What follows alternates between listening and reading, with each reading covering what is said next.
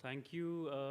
It's actually a privilege to be part of this memorable event. I would rather call it a very poignant event as a journalist and as someone who has been chronicler of historical events over the past 2.5 decades that I've been a journalist. I would rather call this occasion a momentous feat and congratulate Dr. Saab for having ventured into the territory which not many in this country would go on to, considering the enormity of the effort it takes to call spade a spade, to call someone who cheated India's history by not remembering this hero, but also by taking the occasion for the career that he has had to write about the eventful journey, the gentleman you see on your screen.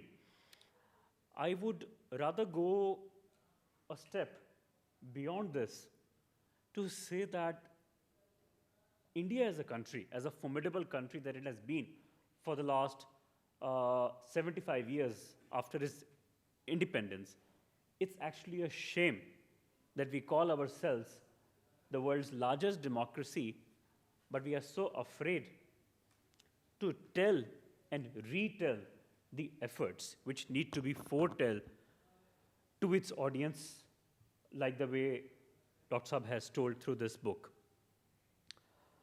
How many of you here in the attendance know about the fact that which was the largest Indian empire to make incursions? We all know about the invaders in this country. We all know about the fact that this particular dynasty invaded India, this particular dynasty invaded India at this stage. But not many of you would know for a fact that it was the southern India's empires which went on to make incursions into the foreign lands. 21 military expeditions were taken by the dynasties based out of southern India. How many of you would know of them?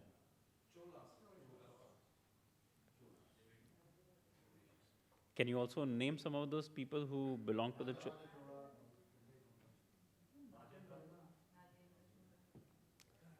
You see, the modern day Jerusalem also has a representation by a great Indian warrior.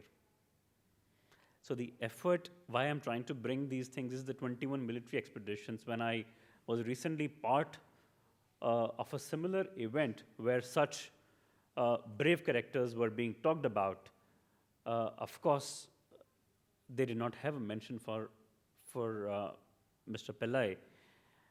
I was making polite inquiries with the author, who happens to be a doctor. And he told me with a very sense of pride, which I was also not very familiar with, that 2.5 crore Pillais live in Tamil Nadu, and also an equivalent, or maybe more than this, a number, live in Kerala as well.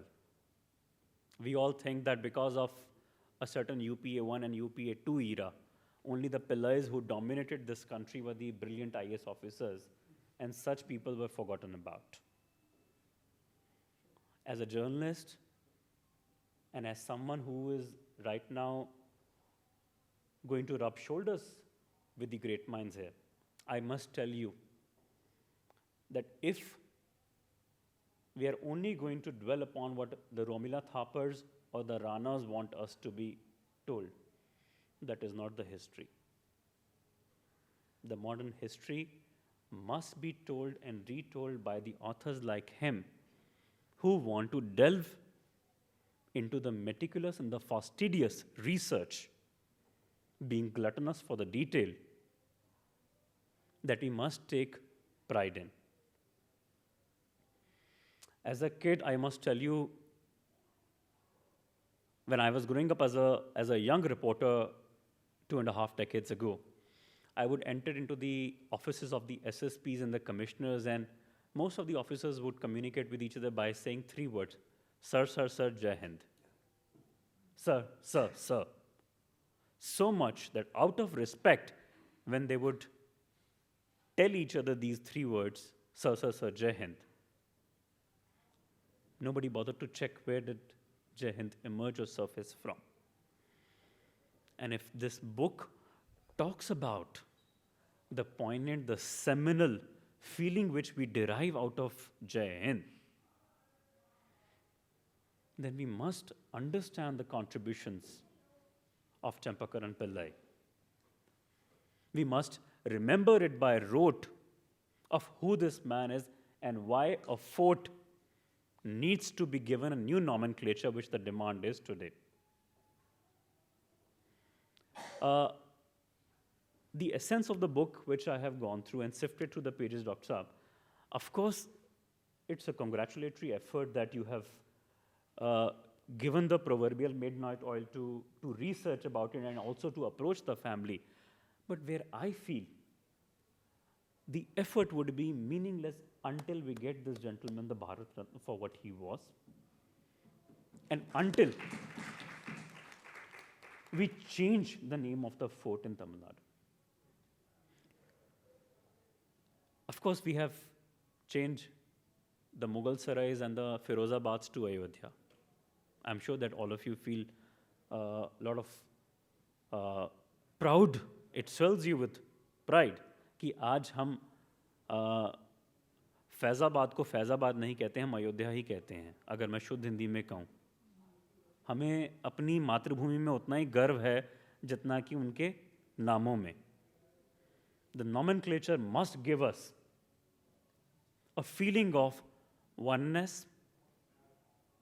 It must not be destroyed by the Baburs and by the Akbars of this country.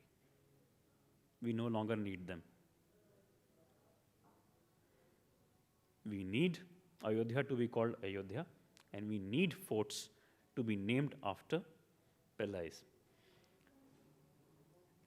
If this effort by him, which I feel is a very gigantic, can get us closer to the 32-year-old toil which the widow of this gentleman faced after India's independence.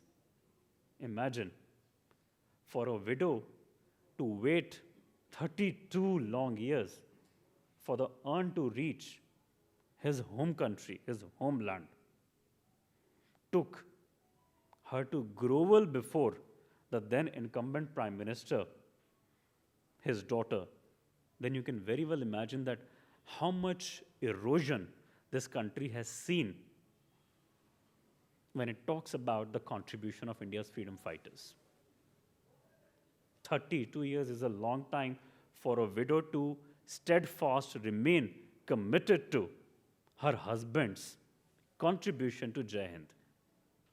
मुझे नहीं लगता कि शायद 32 साल कोई बड़ी कम उम्र है या कम समय है लंबे.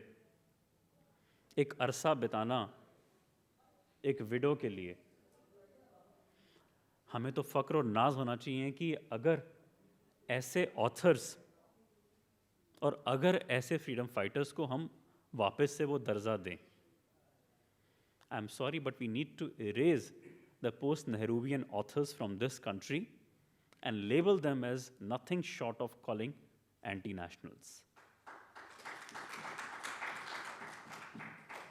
I congratulate you, sir, once again, and I thank you so much for bringing us to the life of this man by also picking up the chapters and fine details about speaking to his family. Thank you so much, sir.